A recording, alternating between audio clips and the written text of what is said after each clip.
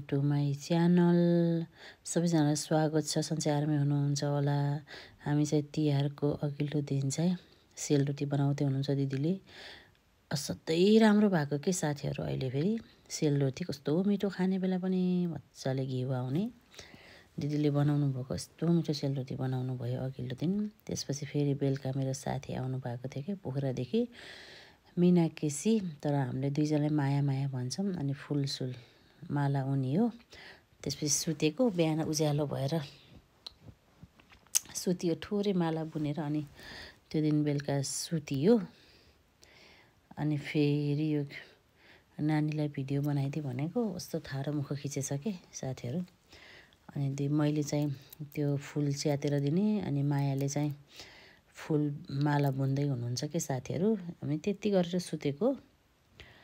अनि भोलिपल्ट बिहान उठेपछि मायाले भुटन सुटन बनाउनु भयो। म चाहिँ रुमहरू नुहाइदिए गरेँ, पूजा गरेँ।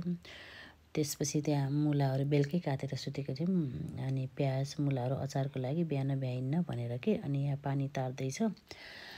अनि यहाँ पपैया पनि छ, मेरो साथीले पठाइदिएको। अनि लोकल भाले काटीमा हामीले यस्तो दामी छ यो लोकल भाले। अहिले मासु पनि देखाउँछु म। मायाले म बनाउँछु के माया, मैले बनाउँछु भन्नुभयो। अनि मायाले बनाउँदै हुनुहुन्छ। पछि लास्टमा फेरि मैले नै बनाएँ। अनि हेर्नु साथीहरू, कस्तो राम्रो मासु।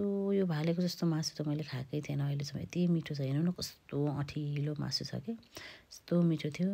अनि मासु काटेँ आफै, जानी नजानी हरेक कुराको प्रयास गर्नुपर्छ क्या है साथीहरू। मैले गरेँ। त्यसपछि मैले भुटन भुटेँ, पट्काउँदैछु भुटनलाई मजाले। केही राखेको छैन, बेसार नुन मात्रै राखेको छु। अनि प्याज, अनि मजाले पट्काएँ। त्यसपछि रक्ती राखेँ। मलाई फेरि हामी सबै फ्यामिलीले रक्ती राखेर मजाले लास्टमा लसुन टिमुर मजाले राखेर खायो भने बल्ल खाए जस्तो हुन्छ भन्ने चलन छ क्या हाम्रो, बानी बच्चादेखि खाएको। त्यसपछि अघि काटेको भालेको मासु हेर्नुहोस् साथीहरू, कस्तो मजाको छ। टाउको चाहिँ मजाले सिङ्गलै हालेँ।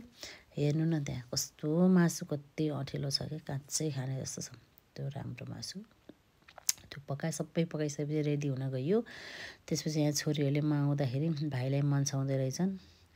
छोरीहरूको दुई बहिनी छोरीहरूको एउटा मात्रै भाइ मन्साउँदैछन्।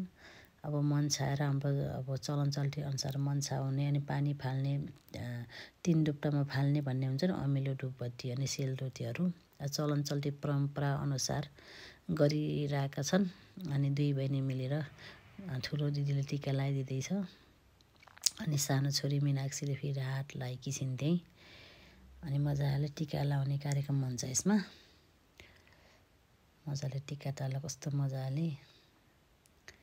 अनि त्यहाँ नानीले अर्को क्यामेरा पनि, मैले भिडियो गर्दैछु फेरि क्यामेरा पनि राखेको छ कि नानीले अलरेडी फेरि भिडियो गर्नको लागि। त्यसलाई हेर्नु साथीहरू, रेड लेबल फुलहरू खानेकुरा सबै भुइँमा राखेका छन् छोरीहरूले। अब फेरि भाइले दिदीलाई लगाइदिएर छ टिका। जस रमाइलो भइरहेको छ साथीहरू। अनि त्यसपछि माया त अब मुरुला कार्कीहरूले टिका लाउनन् भन्ने मलाई खासै थाहा थिएन। माया चाहिँ मुरुला कार्की भनेको के हो मलाई थाहा होइन। मैले सुनेको मुरुला कार्की भनेको के हो मलाई थाहा होइन। टिका लाउनुहुन्न अरे उहाँले। अनि मलाई टिका लगाइदिनु भयो, एकहोरो मात्र। अनि हक गरमै भनेर हक गऱ्यो दुईजनाले। टिका लगाइसकेपछि अब खाने कार्यक्रम सुरु भयो। अब खानु पर्यो। भुटन अघि बनाएको चिकन, अचार सबै खाना। मायाले चाहिँ अब चाहिँ के फोड्दै हुनुहुन्छ आफै हेर्नु है साथीहरू। यसो तिहारमा रमाइलो त गर्नु पऱ्यो होइन, थोरै रमाइलोको लागि मात्र। त्यस्तो धेरै खाने मान्छे त होइन, तर पनि रमाइलो गरौँ भनेर थोरै यसो तुच्छ लिन लाग्यो। देखाउँदै हुनुहुन्छ के हो त्यो, आफैले हेर्नु होला साथीहरू, आफै कमेन्ट गर्नु होला। चेस पनि गर्यो, तर फाइनली भन्नुपर्दा एक्ज्याक्टली छोरीहरूले खाएको चाहिँ वाइन होइन, कोक हो। हामीले चाहिँ त्यही नै हो। खाइसकेपछि सुरुमा म पनि देखौँ न त भनेर मैले क्यामेरा ब्याक गरेर अनि देखाउँदैछु साथीहरू। Bye bye.